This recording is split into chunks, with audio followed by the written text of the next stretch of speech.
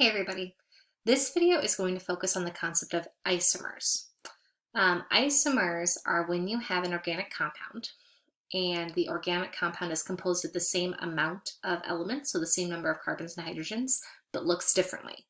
So what do we do when we see these, and how do we name them, and how do we draw them? So if you look at the above molecules right here, they all look very different, right? But all of them have 1, 2, 3, 4, 5, 6, 1, 2, 3, 4, 5, 6, 1, 2, 3, 4, 5, 6, 1, 2, 3, 4, 5, 6 carbons. Remember, a carbon is every peak and every end on one of these lined structures.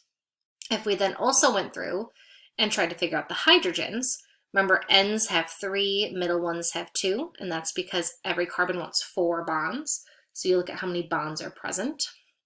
So like all of these ends would have 3. And then these middle guys here, do you see at this intersection there's 1, 2, 3 lines? If every carbon needs 4 bonds, these guys would each have 1. The ends would have 3 here. Middle would have 2. This intersection would have none because there's already 4 lines touching. And then this last one would be as such.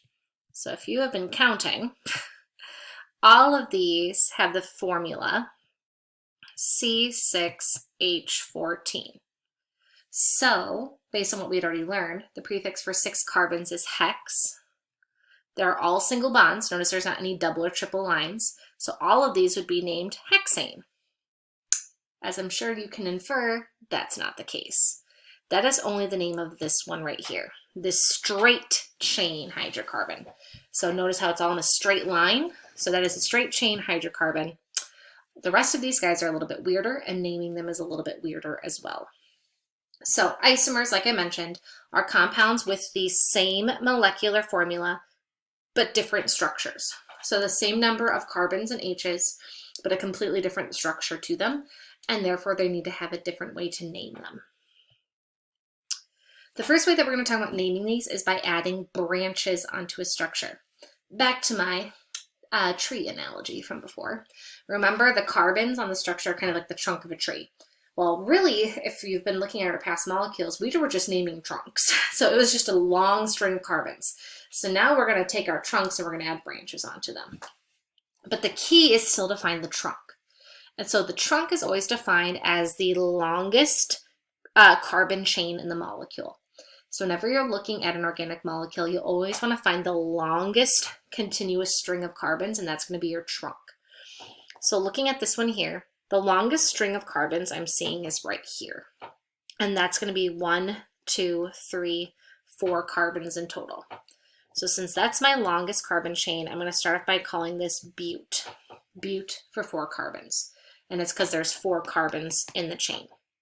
I'm going to give it the last name ane, because this is an alkane. There's all single bonds. I don't see any doubles or triples anywhere. So that's going to be like my root name, butane. That's the name of my trunk. The stuff coming off of it, those are branches. We're going to learn about 3 different types of branches: methyl, ethyl, and propyl branches. You might recognize these prefixes. We had said before that meth was for 1 carbon, eth was for 2, and prop was for 3. So a methyl branch is a 1 carbon branch.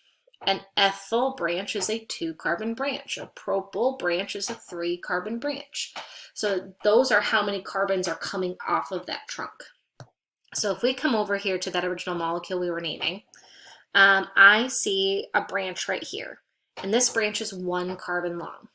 I've got my trunk right here, and there's 1 carbon sticking off of it. So since there's 1 carbon sticking off of it, that would be called a methyl branch. It's a 1 carbon branch. I also see another one down here, another branch that's kind of sticking off. So it looks like I have 2 1 carbon branches, or 2 methyl branches. So when I come back to this name down here, remember, if I have 2 of anything, you can include that prefix di. So I'm going to say di, and then I'm going to say methyl. Dimethylbutane. The di means there's 2, methyl means a 1 carbon branch. And then the last thing I'm going to include in the name, just like we did for alkenes and alkynes, are numbers. So you're going to count one way, 1, 2, 3, 4, and then you're going to count the other way, 1, 2, 3, 4. And essentially, you are going to communicate where those branches are coming off of, so what carbon. So if I look at green numbers, it looks like it's coming off of 2 and 3. Blue numbers, it's also 2 and 3. So my final name here is going to be 2,3-dimethylbutane. That's the name of my guy right there. It looks like a lot, but if you take a moment and kind of break it down, it's not nearly as intimidating. So remember, bute meant there were 4 carbons. Ane meant they were all single bonds, so there weren't any doubles or triples. Di means 2. Methyl, that's the new thing. That's a 1 carbon branch. So 1 carbon sticking off of the trunk. And the 2 and the 3 are saying where those 2 1 carbon branches are. So that's the name of that first guy. Let's try another one. Remember, the first thing that you want to do is you want to find that longest carbon chain. So basically your trunk. And the reason I picked this one is because sometimes the trunk isn't obvious. So you might be tempted to pick this, right? But if you kind of play around with the molecule a little bit more, the longest carbon chain is actually this. 1, 2, 3, 4, 5 long. The other one was only 4. So I'm going to be using this as my branch. If that's my branch, and if it's 5 carbons long, I'm going to go with pent. All single bonds, so it's pentane. So here's my 5 right here. And then I've got this thing sticking off of it. Okay, notice it's 1 carbon long. It's just 1. So I'm going to go with that methyl again. So it's a methyl branch. And then you've got to say where it is. 1, 2, 3, 4, 5. It looks like it's on the 3 with those numbers. And with these numbers, it is also on the 3. So my final name for this guy is 3-methylpentane. And these 2 compounds are isomers of each other because they both have 6 carbons in total. Every single carbon counted, not just the trunk.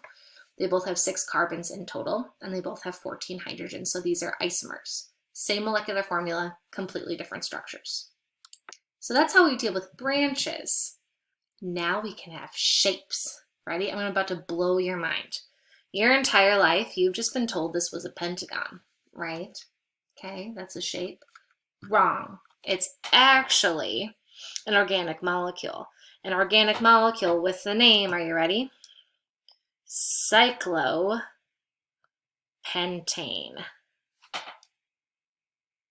Yay. Here's why. We add this prefix cyclo whenever our carbons are connected in a ring, when they're connected in a shape. I said pent because if you looked, there were 1, 2, 3, 4, 5 carbons because those are peaks. Remember, every carbon is a peak or an end. There's 5 peaks. And I said ane because they're all single bonds. There's no double or triple lines hiding anywhere. So what's the name of this guy? It's not hexagon. It's cyclohexane. You thought that was a triangle? That's cute. It's actually cyclo, how many's 3? Propane. So there's a ton of shapes in the organic chemistry world. And if you've started looking at any organic molecules or things like that, these come up a lot. And so the key here is the cyclo. You see a shape, you add cyclo into that name. So now we're going to play around with what if you have a bond and a branch? What if you have a shape and a branch? So bringing all these different elements that we've just talked about together. So let's go ahead and look at this first one right here. The first thing you always do is you find your trunk, so that longest carbon chain. So for me, it looks like it's right here. 1, 2, 3, 4, 5 carbons long. So I'm going to go with the carbon prefix of pent, because I'm seeing 5 carbons in my trunk. For the ending, notice I've got this double line right here. That double line means it's a double bond. When there's a double bond in the structure, that means it's now keen. So I'm going to end with the ending of ene for this one. There's only one, so I don't need to add di or tri or anything, just pentene. And then I also have this guy just sticking out of here, okay? It's just one guy sticking off. So with our 3 branches, just to remind you, we've got methyl, ethyl, and propyl, depending on how many carbons long they are. So this is another methyl branch. So this is going to be methyl pentene. That's going to be like the base, like the main like root part of my name, methylpentene right there. So if that feels okay to you, that's like 80% of the battle.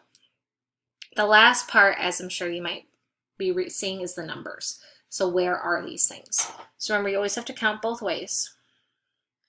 And again, as a reminder, the reason why you do that is because these are 3D shapes, and I could draw like the flipped version of this. So it doesn't like just stay stuck in this one left-right pattern. And so remember, you always want to go for the lowest numbers, and this is where our new thing is going to come into play over here. Essentially, you're always going for the lowest numbers, right? Well, sometimes the lowest numbers change depending on what you're looking at. So ultimately, more important things are always going to get the lower number, meaning when you're looking at your molecule, something's going to be more important, either a bond or a branch or something like that. Whatever is more important, you want to ensure that gets the lowest number. This is our hierarchy for important things. Triple bonds beat double bonds, propyls beat ethyls beat methyls. Here's all you need to remember. Bonds beat branches. What does that mean? Bonds are more important than branches. What does that mean? Bonds will always get the lower number.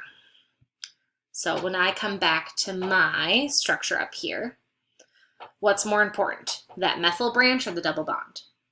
Bonds beat branches, so the double bond. What does that mean? The double bond's going to get a lower number. So if I look at green numbers, 1, 2, 3, do you see how the double bond's on a 3? If I do blue numbers, 1, 2, it's on a 2, because you always go from where it starts. So if bonds beat branches, it wants a lower number. I'm either going with 3 or I'm going with 2. I'm picking 2. And whenever you're picking these numbers, you always have to commit to a color. So if I'm picking the 2 from the blue, I then need to pick the 4 for the methyl branch, because I need to pick all of the blue numbers. So my final name for this is going to be 4-methyl-2-pentene. You put the number by what it's talking about. So for example, the 4 is where the methyl group is, and the 2 is where the double bond is. So you always link the number next to what it's actually talking about. All right, one more. This has got everything. This has a circle and a bond and a branch. This is so much fun. Let's go. So the first thing I see is that ring. And remember, whenever we see a ring, we're always going to add cyclo. Cyclo means they're all connected in a shape. There are 1, 2, 3, 4 carbons in the shape. So I'm going to say cyclobute, because bute means 4 carbons. I see this double line here, which means it's a double bond. So I'm going to say cyclobutene, because it's an alkene. And then I've got this thing sticking off. Okay, this is 2 carbons long. So this is actually an ethyl branch, because it's ultimately 2 carbons long. Phew! Ethyl cyclobutene. Okay, so that's like the root part of it. And now you need the numbering part of it. That's always the last thing and kind of the more annoying thing. So we learned this new thing, bonds beat branches. So that means the double bond is going to get the lower number, because the double bond is more important than the branch. So when it comes to my numbering, I'm going to give it the number 1, because what's the lowest number you can get? 1. So 1, 2, 3, 4. And then I'm going to go 1, 2, 3, 4. Notice I gave the double bond the 1-2 punch. So I gave it the 1 and the 2 when I was counting around the ring. Because really when you have a ring, there's not like a beginning or an end. So you just start by giving the most important thing the lowest number. The double bond gets a 1 no matter what. So I'm going to go with the green numbers in order to give the ethyl the 3. So 3-ethyl-cyclobutene is my final name there. Here are a few more examples with their worked out answers. If you want to go ahead and try these on your own and then check back when you're ready, that would be awesome. reach out if you need any extra help with all this stuff. It's just a lot of